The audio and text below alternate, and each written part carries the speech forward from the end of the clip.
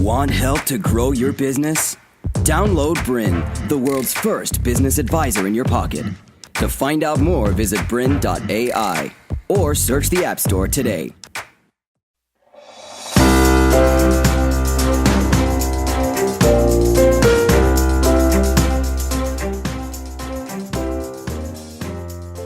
Hi, welcome to the latest issue of Think Global China edition. I'm David Thomas, and today for this episode I'm joined by my business partner Vanessa Xing. Hi Vanessa. Hi David, thank you. Now in today's show we're going to talk about how to export your services or expertise to China. And what we've done is we've come up with 8 different steps, or 8 critical steps as we call them, to exporting your services or your capabilities to a market as big as China. And we're going to start with step 1, and this is perhaps the most important step in my view, which is that you really need to know yourself and prepare yourself for the China journey. This is a long journey, it's going to take you a lot of time, and you really need to start with a passion and an interest for China, not just about potentially making money.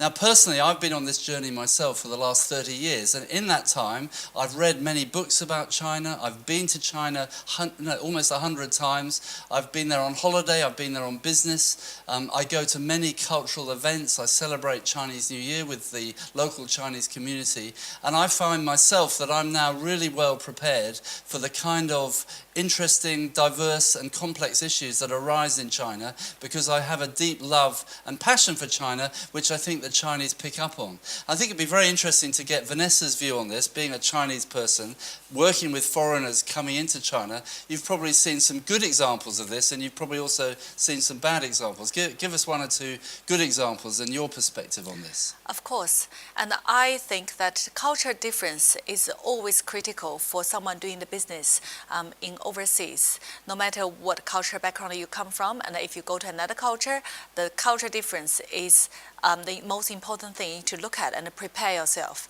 I think it's a beneficial if you can prepare yourself and start to mingle and start to communicate, socialize with the Chinese community in your country, and that will help you and prepare you to familiarize with the culture and the language and the way they do things, the way they communicate with each other.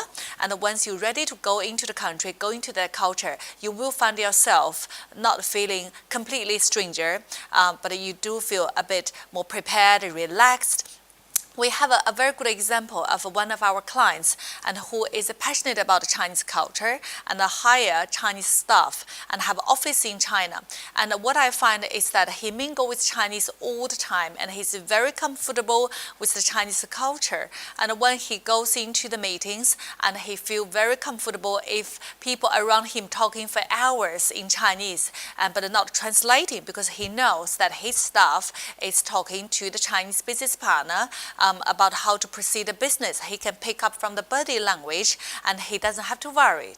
Yes, and he likes drinking, he likes socializing, he likes toasting, and the Chinese really warm to that. You can see how much they enjoy being with him. Yes, I can see that.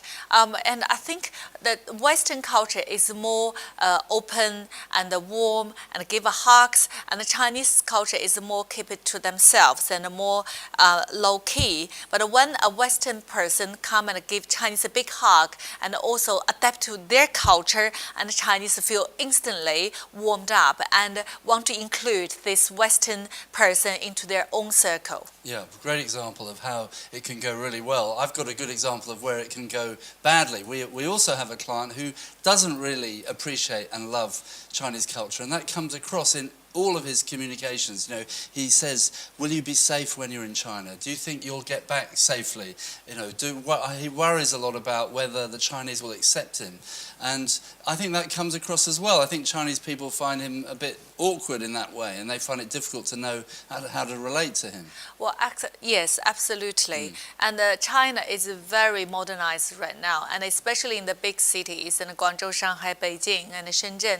And they exactly like Western cities, and they're very modernized and they're very safe, and they have subways and trains, and the hotels and the office buildings, they all up to the 5-star and international standards. So people are very safe to travel around China. Yeah. And there are many people in China who can speak English, and you can go on the street and ask someone for directions. That's very easy. And if a Western person and still have a doubt of traveling safe in China, and it will raise alarm to the Chinese business people. They will think that you don't understand the culture, you don't even feel safe to travel into China, and what's the point of doing business together? Right. So that will instantly put people away. Good, okay, so I think in summary, step one about yourself is to really start with yourself. Read lots of books. There's a great book that I love called Inside the Chinese Mind, which is written by a good friend of mine called Jeff Baker, which I think is a very good insight into how Chinese people think. Get involved in your local Chinese community. I think it's fair to say that wherever you live in the world, there's a big, thriving Chinese community. They celebrate Chinese festivals. They get together regularly. You should try and be part of that. Great way to do that without leaving your own hometown. And then you should get as involved as you can. Go to China on holidays, take your family, show your interest, show your passion, and then it will all start to come naturally, as we've seen with some of our clients. Yes, I totally agree.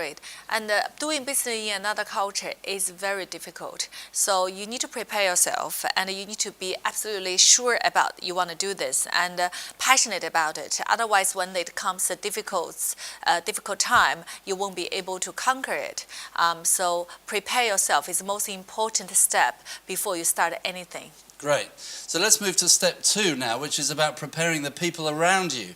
Now, again, I've had quite a bit of experience of where business ventures and ideas in China have failed, not so much because of the individual driving it, but the people around him and his directors, his middle managers, the people he works with. If there are negative voices amongst those people at the beginning, you can be sure that when it gets harder, those negative voices will get louder and louder. Even your spouse, if she or he is anti the idea of you doing business in China, you don't want to have their voice getting louder when it gets difficult. So we really need to spend time not just with yourself, but with all your stakeholders, preparing them. And we've got a few examples of that too.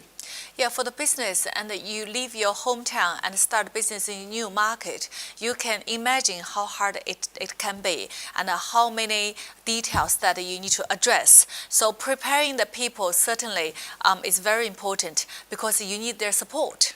And from director level to the staff level. So every company, every business might have your 3 years or 5 years strategy, and you like to see where your business will be in 5 years' time. If China is the market you like to go in next 5 years' time, and of course you have a plan, and that plan has to be agreed by all your shareholders, directors, and your staffs who can help you to execute the plan, because there are many details, there are many difficult issues that might come up during the process. So we had a client who is quite a big company, and the CEO is very passionate about China, and definitely think Eastern and Asia market is the way to go for the company in the next 5 to 10 years.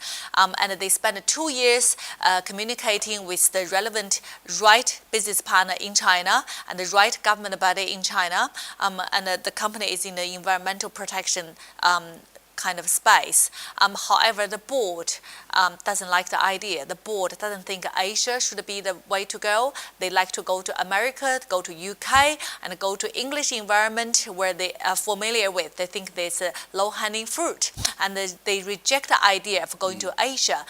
They actually asked the CEO to abort the strategy, and the CEO didn't agree with the board, and then he ended up quitting the company. Now, we're talking here about exporting your services and capabilities, so we're not talking about products so much. You're really exporting your expertise, so people are the critical part of this, and having your people ready, bearing in mind that you're exporting something intangible is very important.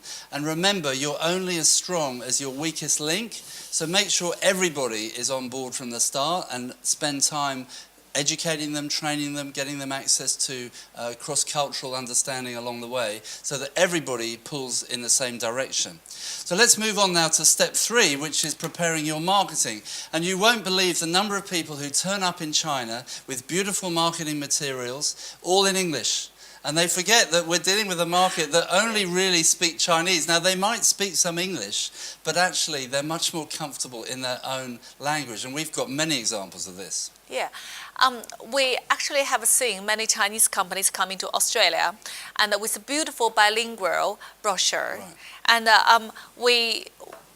it might not be perfect English, however, they are prepared. And they know they're going to a foreign language country and they need to have a brochure in that language, and which I think is very, very useful. And the same in Australian companies or overseas companies going to China.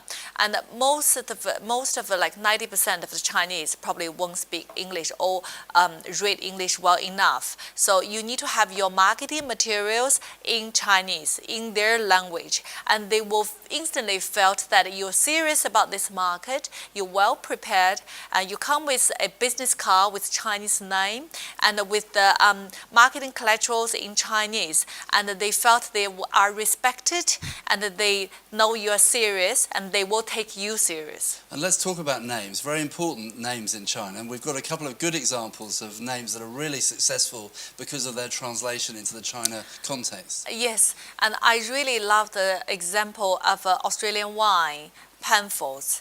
And Penfolds are very successful in China. Basically, all Chinese knows Penfolds, and you would see always the Penfolds wines on the dinner table, and we bring presents. When we travel to China, we always bring presents. We're from Australia, so we always bring wines, which is easier to give it out because you won't get offended to anybody if you just give them a wine as a present. So Penfolds is the one they want because they only know Penfolds. And what's the Chinese name for Penfolds? Benfu, and it captured Chinese culture so well on that Chinese name. The marketing team has done a brilliant job on that. And the Ben means running towards to, and the Fu means fortune. So basically, drinking Penfolds wines, meaning you're drinking the wine, you run into your fortune, and who won't drink it? So everyone would love Penfolds. So Penfolds is selling so well in China. Isn't it interesting that it has no relevance to wine, the name, but it's so powerful in a Chinese context. And that really just sums up the importance of not just translating the words, but translating the meaning and creating a meaning that works in the context of the China market. And this is so important, and that's such a great example. So not only do you want a great name that works in China, you need great marketing materials, and also you need a great website that... To continue enjoying this presentation, download BRiN, the world's first business advisor in your pocket. To find out more, visit BRiN.ai or search the App Store today.